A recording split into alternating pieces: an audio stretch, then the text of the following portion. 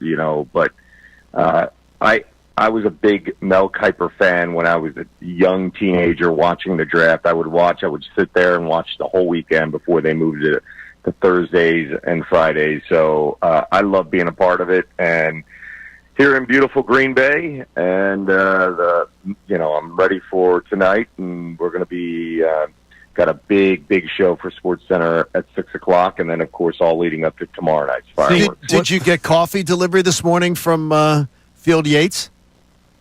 No, but Adam Schefter did live on the air. Live on the air, Field man. Yates brought him coffee in the middle of the interview. By the way, Kevin, you said you want to be like Mel Kiper. John Kincade has told me that he wants to be like Kevin Negandhi one day. I'm telling you. Sit on that. I mean, it's we can all aspire. It's unbelievable. And I got a class full of kids. I got a class full of kids getting ready for their final tonight that all want to be Kevin Negandhi, too. Damn right, man. At Temple. So, Kevin, first round starts tomorrow. It could be crazy. It could be chalk in terms of everybody stays at their pick and makes their selections. As you're getting ready and prepared for the NFL draft, what's kind of the sense that you've been getting on just what kind of circus we might see, or are guys just going to go where you think they're going to go? Well, when you look at the first-round talent, like legit first-round talent, they're about, and look at the grading, there's about 15 to 20 first-rounders.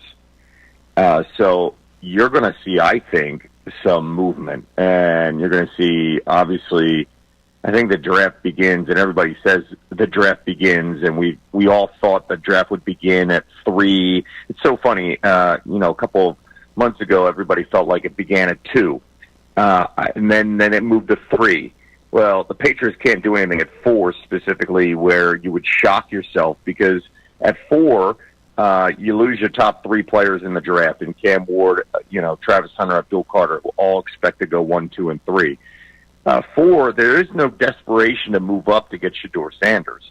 And many teams feel like they can wait. They can wait for their guy.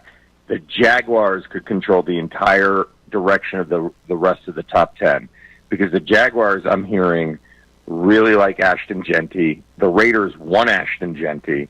So you could see a big change here. And then if Mason Graham, the defensive tackle from Michigan, starts to drop, then you start seeing teams jockeying. So I think that with 15 to 20 players who have basically first-round grades, and then you have the depth of the second round, you're going to see a ton of teams try to move down, and then a couple teams who feel like, hey, we can get some value on a player we are targeting to move up. So I think you're going to see some movement in round 1, and unusual movement compared to what we've seen in the past, where you're moving up to get a quarterback. You're not going to see that this year. The Shedeur Sanders thing is going to be interesting. The Steelers may get him at 21 without even making a move. I know the Saints really like Jackson Dart.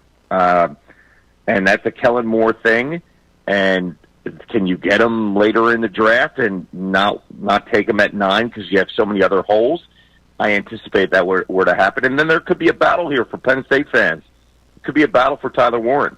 The Jets at 7, the Bears at 10, the Colts at 14. Those are 3 spots. And hypothetically, if you see Warren go in the top 10 before the Colts pick at 14, then I would anticipate they go with Loveland from Michigan, the tight end as well.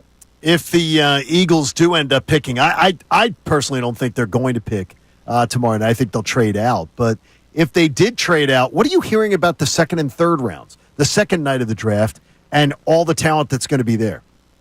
There's so much talent in the second round, guys, at running back, at wide receiver. You're going to find potentially so many defensive linemen and offensive linemen, and guess what?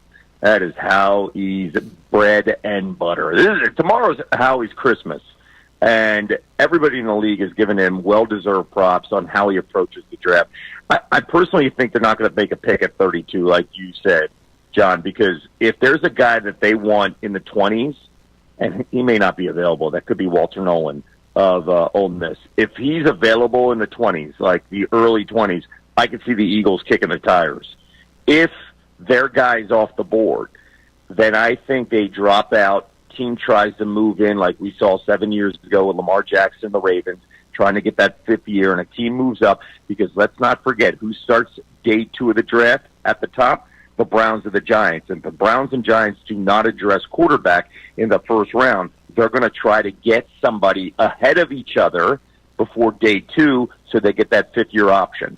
So I think all that stuff plays a scenario here, and it all depends on who's on the board, probably in the early 20s for the Eagles to operate the way they want to, where they start making phone calls and saying, hey, do you want to jump back into the first round? We have some options. Other than Walter Nolan, because I know that's a name that a lot of people are talking about, who is your favorite prospect that you believe within reason the Eagles could get either at 32, if they do have to move up a few spots, or if they do end up trading out of the first round? Who's that player that you would love to see the Eagles select? Oh, man.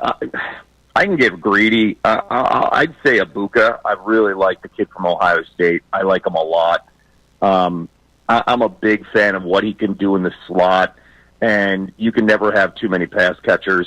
To me, when you look at the Eagles, they have 1A and 1. They have 1 and 1A at wide receiver, right? They have really struggled to find that third option. Dallas Goedert, we've heard his name multiple times being discussed, but in reality, Dallas Goedert's body just falls apart. They have not found a secure tight end that can play 16 games, right? And look at the wide receivers they've tried to bring on. Jahan finally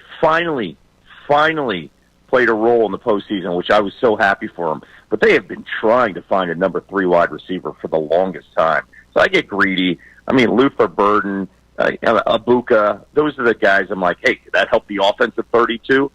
I'm sorry, I'll bore the whole group if we talk about offense and defensive line, but you know how he's going to target that, because when you look at losing some of the guys that they did in free agency on the defensive line, and you're starting to age out.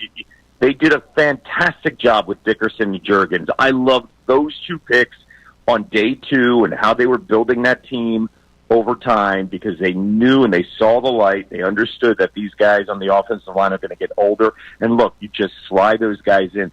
So they may target an offensive lineman. The kid from North Dakota State he could play a lot of positions, center and guard, but at the same time, he may not be around by the time they get to 32. You got to think of life after Lane Johnson, and Howie always does that. Always does a phenomenal job of thinking about, hey, do we set up a year where you train, you learn, you understand, and then when it's time, we slide you right in. It's a pretty good deal. I love the thought process of it all, and right now, I'm wondering, you've hit 4 drafts in a row, and our buddy Bill Colarulo here at the station was like, can we expect them to have like another great year, another one? It's got to be a lot harder when you're drafting 32 first. Your chances of having another like top 3 draft certainly have to be a lot less, right? Yeah, but I think what the Eagles have done is they pounce when they have to. They don't, when they see a guy that they like, who's a couple picks away, Jalen Carter comes to mind, right? Devontae Smith comes to mind. They find a way to package deals, right? Because guess what? They got 20 picks over the next 2 years. They're not using all those picks. They don't have the money to use all those picks. So you can get creative. Quignon was still there on the board. They got, wow, our guy's still there. Let's find a way. Cooper DeJean on the board when they were a few picks away. Let's find a way to package picks. So to me, what the Eagles have done so well is they play the board, but they target specific guys. And when they target the guys that they want, and they're not forcing picks. This is not the 10 years ago where, our guy's gone, what are we going to do? And now suddenly you take a kid Smith from Louisville and it blows up in your face, and then everybody points the finger at each other. I think Howie's learned so much of maybe forcing something and not seeing the results. We saw that with Rager. He's learned so much about, hey, understanding, let's go target the SEC. That plays a bigger role. We can find more impact players. That plays a big deal in understanding how that team fits and what exactly you need from them. And again, Howie deserves all the credit in the world. He has figured it out, man. And then when you find those small little things like J-Lex Hunt, and then you can sit him and not play him, and then he's ready by the end of the season to give you 20 plays, it pays off. And this is all about building 3 to 4 years of, hey, I don't need an immediate guy right now from a small school. We'll get there eventually. We'll develop that person for the right time. That's the stuff that works after being so successful in 2, 3, and 4 straight drafts. And whatever happens, I just want to say one other thing. I've been very critical. I was very critical of Howie, a few years back with some of the draft picks. Whatever happens over the next 4 days, I would just say give Howie Roseman the benefit of the doubt because he deserves it after the last 3 years. Because when he came out and did what he did with Devontae Smith and Jalen Carter, you sit there and you're like, whoa, you've got to nail those first and those second-round picks, and that's what he's done in building this roster. If you nail day 1 and day 2, all the other stuff falls into place. Absolutely. Kevin, listen, man, good luck tomorrow. What's the life of Kevin Negandhi before the draft coverage actually starts on TV? Because I imagine you got the pre-show meetings at the Hampton Inn or wherever they got you. What's the life of Kevin Negandhi until the draft coverage starts? I'm first off staying at the luxurious Residence Inn. There it is. Bay, okay, so all right, that's good. You got a breakfast. You got free breakfast then if you go down. Yeah, down the hall, I'll probably knock on a door and walk into a Get Up interview with Field Yates and Adam Schefter. We have our own studios here. No, nothing. I've never been to Green Bay, guys, so I'm going to try to go to Lambeau and get lost a little bit and walk around. And I've heard so many stories that you're in a neighborhood and then you look up and then, boom, there's a stadium. And it's amazing. It's amazing. How that plays out. That's awesome. So, if anybody's got recommendations, shoot me a note on social media and Twitter and tell me where to go. I'm going to find a breakfast place. I've heard there's some really good places, so I'm down with the common folk. You're going to love it. Are you going to get a cheesehead? No. No, it's going to, Kev, it's strange is though, and I want you to think about this. It's going to some of that town is going to remind you of like 1990s Phoenixville. Without question. You're gonna get that feel, but you're also gonna get the feel that everybody in the neighborhood knows you don't belong there. Like, it's like they all know. You know what I mean?